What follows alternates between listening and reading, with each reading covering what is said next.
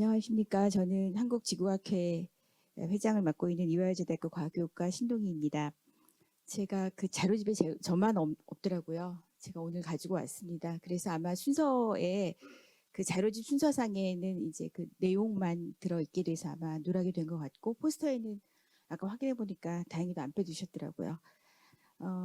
제 제목은 지구 소양이란 말을 넣습니다. 이제 지구 소양이 라고 하고 괄호 열고 얼스 리터러시, 이 영어로 쓴 게 오늘 이 자리에 와보니까 제가 괜히 썼다라는 생각이 듭니다. 근데 이제 그래도 제가 이 영어를 쓰는 게 사실은 이 과학 쪽에서는 의사소통이 더 명확해지는 경우가 많습니다. 제가 대학교 다닐 때는 한자를 괄호 열고 쓰는 교재가 대부분이었습니다.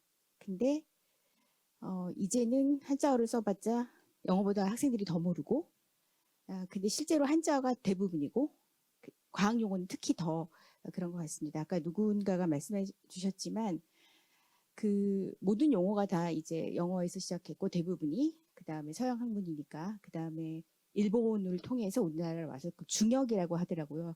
그러니까 더블로 번역을 했다. 그래서 계속 우리의 과학 용어는 거의 이전에 제가 어디서 봤는데 90% 이상이 일본식 과학 용어고 자체적으로 번역한 건 거의 없다. 이런 그 글을 본 적이 있습니다. 그래서 그만큼 한자어로 된 그 용어가 대부분을 차지하고 있는 게 이제 과학 용어인데 좀 이따가 보면은 또 관련 내용이 나옵니다.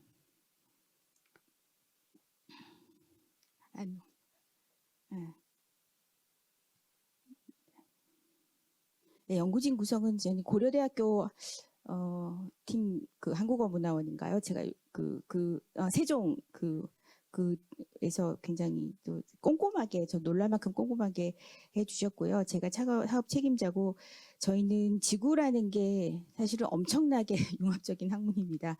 그래서 이 지구의 그 하위에 있는 게 지질과학, 대기과학, 천문학, 해양학 네 개가 이제 연구 방법론도 완전히 다르고 예컨대 뭐 천문학과 대기과학은 거의 뭐 문학과 물리학 정도의 갭이 있다. 우리들끼리 그렇게 얘기를 하고 오로지 지구와 지구를 둘러싼 공간으로 그 많이 공통점을 찾을 수 있는 연구 대상이 공통적인 그런 굉장히 광범위한 학문이고 그래서 저희 내분의 학회 이사분들께서 참여를 해주셨는데 사실 저희는 같이 논의하는 게 별 의미가 없었습니다. 지금 이렇게 아까 말씀하신 것처럼 서로 잘 몰라서요.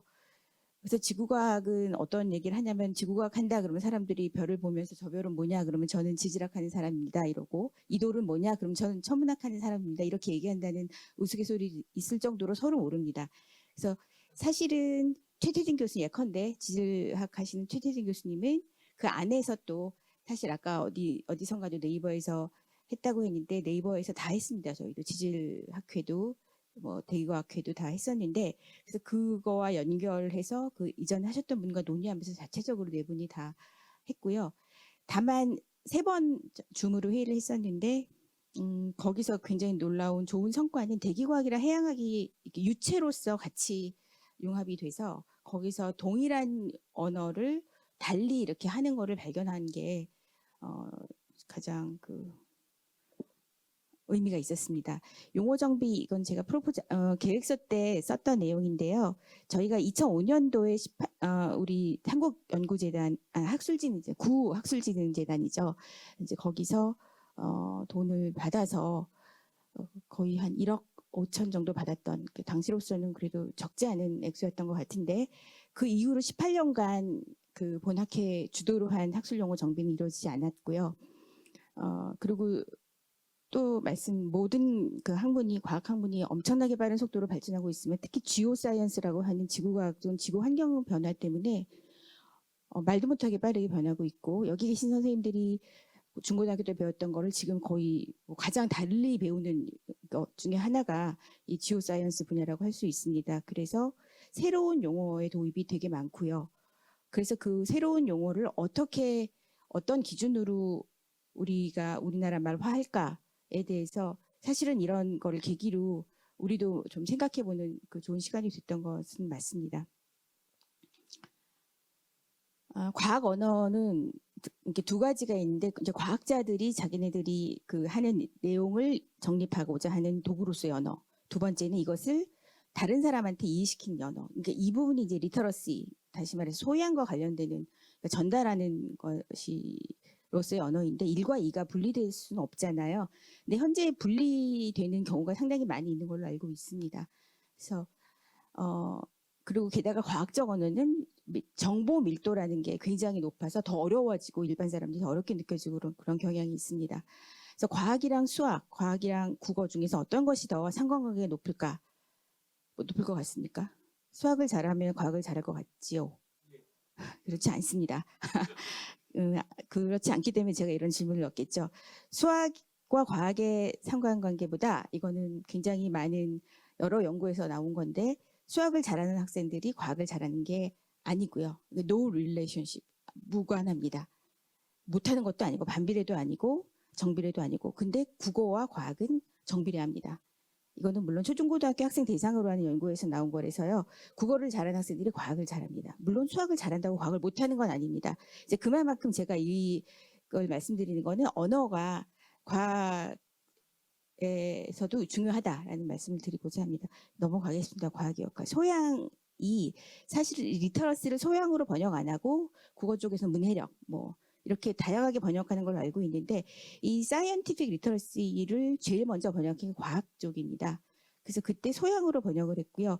이 소양이 저는 굉장히 잘 번역했다고 생각하는 그 한 3, 40년 전에 과학 그 쪽에서 번역을 굉장히 잘했다고 생각하는 개인적으로 사례인데 그 이유가 문해력이라고 했으면 과학과는 어울리지 않는 그런 게 됐을 것 같습니다. 그래서 과학적 소양을 하고 그 다음에 뭐 수학적 소양, 컴퓨터 소양, 소양이란 말이 굉장히 많이 쓰이게 돼서 오히려 원래 리터러시라는 뜻 영어의 뜻보다 번역이 더 잘 된 경우라고 제가 생각을 합니다. 그래서 사이언스 에듀케이션 포 올입니다. 여기서 바로 용어의 대중을 이해시키기 위한 용어의 중요성이 나옵니다. 지구 소양 이거 넘어가겠습니다. 이 부분인데요. 저희가 제안했던 약 500개 정도 중에서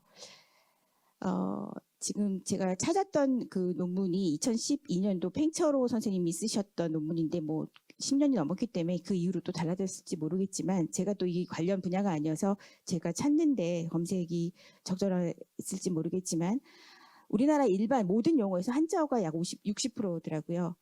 고유어가 25.5%. 이게 이제 순수한 한글로 된 우리나라 말일 것 같고 혼종어가 10.6%, 외래어가 5.4%. 근데 우리 이제 저희가 이번에 했던 거에서 보니까 확실히 한자어가 물론 일반도 60% 가까이 되니까 결코 적은 건 아니지만 특히 해양학이나 뭐 이런 분야에 비하면 에서는 상당히 일반어보다는 과학적인 용어, 지구학에서의 용어가 한자어가 많구나라는 것은 이제 스스로 깨달았고요. 상대적으로 000 이렇게 고유어가 지질, 해양학 처음은 하나도 없어요.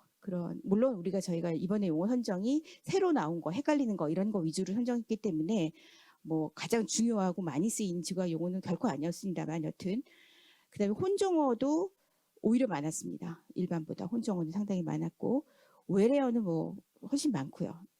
이거 영역별로 물론 차이가 있지만 특히 아까 앞에서 말씀드린 것처럼 새로 막 들어오는 용어가 많기 때문에 플룸 텍토닉스 처음 들어보시잖아요. 플룸 구조론, 판 구조론은 이미 다들 알고 계실 테고 그럴 것처럼 새로 들어온 용어를 어떻게 그대로 그냥 쓰기 때문에 외래어가 가장 많을 수밖에 없는 그래서 빠르게 그 연구 분야가 발전하고 있는 과학 분야일수록 외래어가 많지 않을까 이런 생각을 합니다.